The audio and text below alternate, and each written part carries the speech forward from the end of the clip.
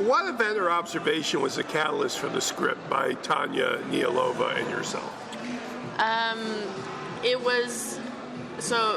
Roe was overturned in June of 2022, and that was the catalyst event, but it also coincided with the fact that I had a first feature come apart, and I was looking for ideas for my, new first feature, and I had made a short film in Russia where I grew up about a pregnant teenager, which was not about the question of abortion, it was about the question of social apathy, and then those two factors coincided, and that's how American Baby was born, pun intended.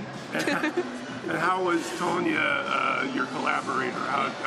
It was a unique collaboration because Tanya is she's the screenwriter behind the short, and she only writes in Russian. But because I was decided to adapt her short film into the American version feature, I, of course, included her. But she doesn't really write in English. I mean, she speaks English well enough, but really not. Oh, interesting. So it was we cracked the script together, but it was very unorthodox, our process, because of the language thing.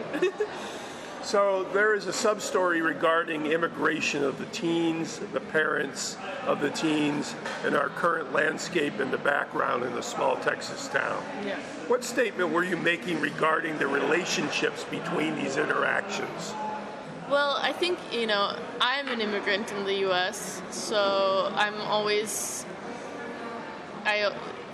curious about immigrant stories, and America is the country of immigrants in so many ways, so I wanted to portray that. I don't want to read too much into it, but it's kind of like everyone is an immigrant at one point here, so I suppose that's the through line. All right. Per usual, the patriarchy disappears in this situation, or had disappeared, and the authority figures are mouthpieces for shame. Why is this a crisis for America and elsewhere in the context of your film? I really wanted to make this movie a subject of conversation. I very on purpose didn't want to antagonize anybody, but it is also based on lived experiences. I'm going to take the long way to answer this question. That's right. I'm a history major originally. That's my college degree is in history, and so I do a lot of research before I do anything. So I did a lot of my research in Texas and driving around small towns and asking people questions, and then I also read recent things in the news on the subject. And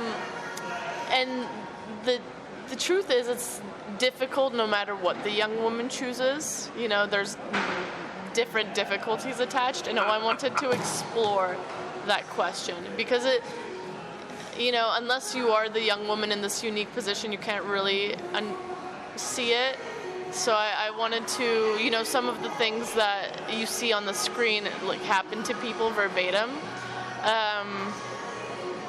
Yes, so that's the reflection here. That's interesting.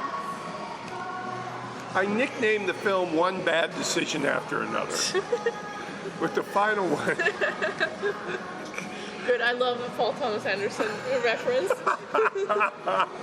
With the final one being the most potentially bad, given all the directions such a story can take. So, spoiler-free, what was the thinking behind this outcome?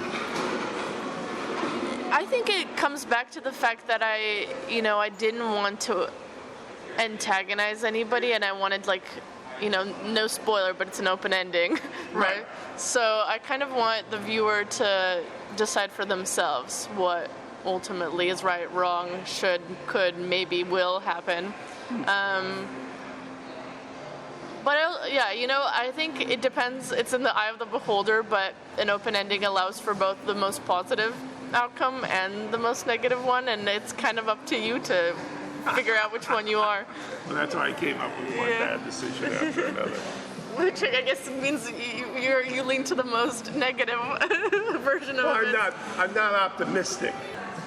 Religion is both complemented as a sanctuary for the two women and they brought them to America, and characterized as extremely hypocritical on the American side, which is every day.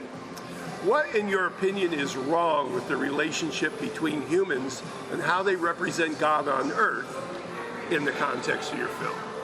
Just some light questions being thrown my way here. I want your wisdom because I love the truth of your film. Thank you so much. You know, I think most things in the world are really complicated. I come from a Ukrainian family, but raised in Russia. I grew up really viewing the world as not black and white, and I think, candidly, you're going to get my thesis on life right now. I think the problem in our current day is that people really black and white the human experience when it's deeply, deeply, deeply gray.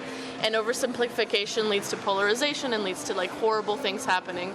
So I think it's unjust to just tackle something as complicated as religion that can be so good and also so hypocritical, and just paint it as one or the other. That's what I tried to do with this movie.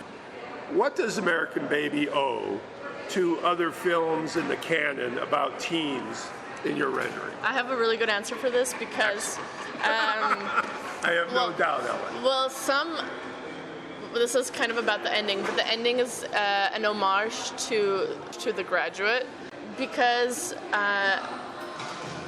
I met my producers of this movie and several people who worked on it in grad school at USC, University of Southern California, and the chairman of our program was Larry Terman, who produced The Graduate and discovered Dustin Hoffman. And he was 90 years old when I entered the program, and then when we were shooting, when we were about to start filming American Baby, he died at the age of 96. So we were sitting, the group of us who had met because of him, he handpicked all of us, and I decided to give an homage to him because he introduced all of us. Without him, this movie wouldn't have happened. There had been a similar scene written already, but it really became obvious with his passing. Amazing. Human sexuality is most misunderstood by the very people who desire it the most, teenagers. Mm-hmm. What do you feel needs to change in the conversation in regard to sex in society to raise more sane people in this area? Well, one of the things that's really interesting to me is that there's not a universal education across America on the subject. Right. For instance, me, having grown up in Europe, I had sex ed in the 3rd grade. I knew everything in the 3rd grade. It was told to us black and white. And maybe some of us kids, I was definitely a late bloomer, were not quite ready for it, but we had the foundational, knowledge, which I think is important because it's inevitable that maybe 5 to 7 years after that or whatever you start thinking about it. Which I was just really surprised by the contradictions, and for instance in more conservative states tend to not teach sexual education in public schools.